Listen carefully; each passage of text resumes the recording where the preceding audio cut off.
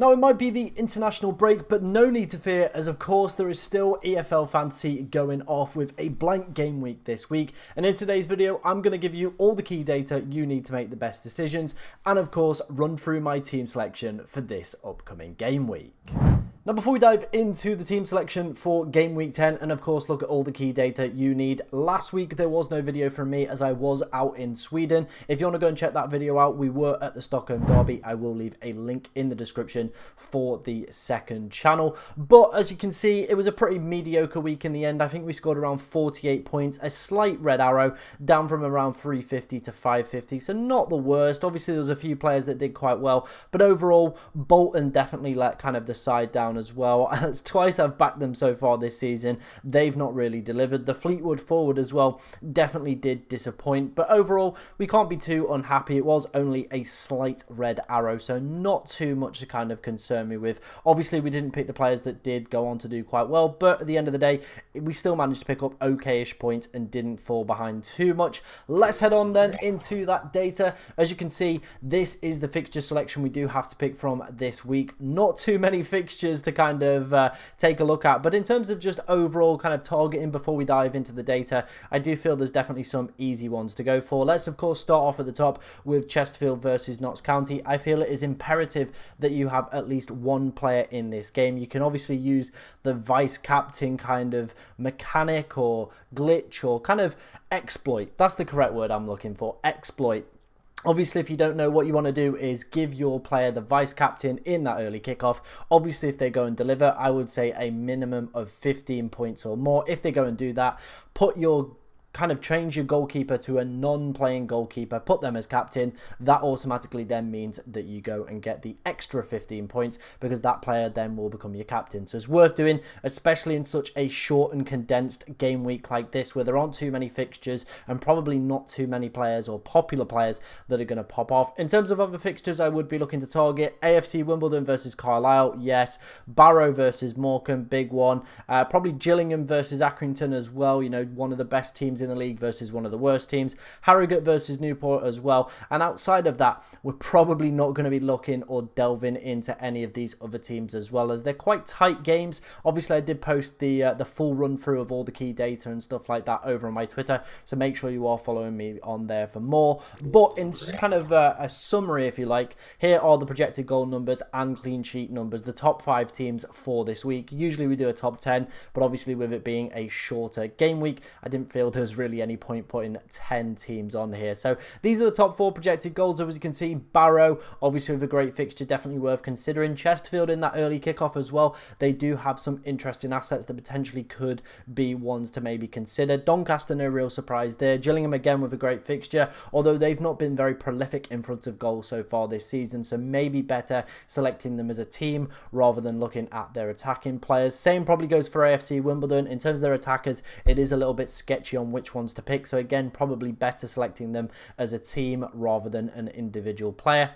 Then moving on to the clean sheet percentages, again it is Barrow, Gillingham and Doncaster kind of leading the way. No real surprises with such great fixtures as we outlined in the last section, so definitely worth consideration of those teams as well. AFC Wimbledon, like I said, also make it in this list. However, they have sustained an injury to quite a key defender I did see on Twitter, so that potentially could impact them going forward in terms of their defensive data numbers. And then Harrogate down the bottom, they're playing Newport. Again, there are some pretty decent assets that could be worth some consideration. That was all the key data and a run through of the fixtures. Now let's move on into my team selection ahead of blank game week 10.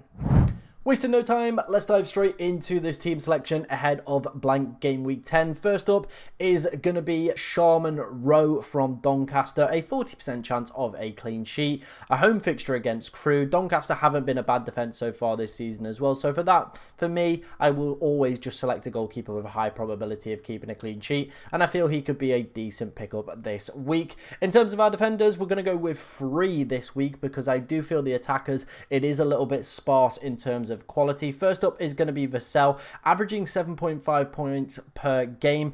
Barrow, as we saw in the last section as well, have a 46.5% chance of a clean sheet, and this guy has managed to score 3 goals so far this season. He's also a tackles, interceptions and blocks merchant as well, picking up those bonus points against a weak Morecambe side at home. I feel that's a pretty no-brainer, to be honest.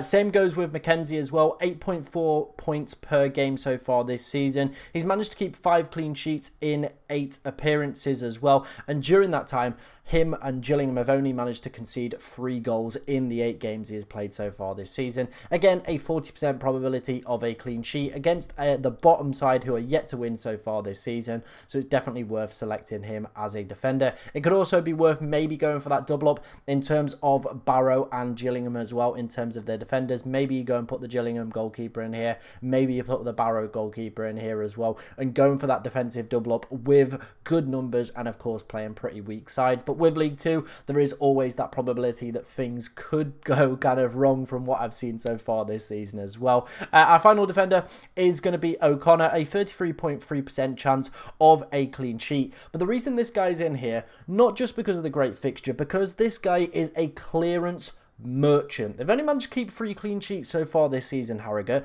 but this guy's picked up 102 clearances. Absolutely ridiculous stuff from him.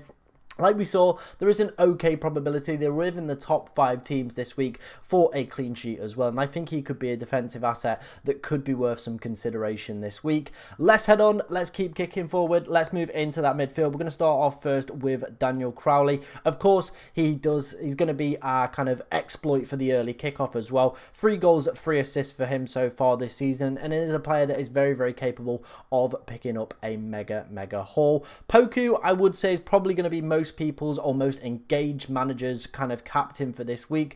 He has scored an impressive 6 goals so far this season. It's not the easiest fixture on paper, Rotherham at home. The projected goal numbers, they're not too fancy. They're around 1.24, but again, I think with his start to the season and his ability to go and take a game by the scruff of the neck, definitely highlights him as a potential captaincy option.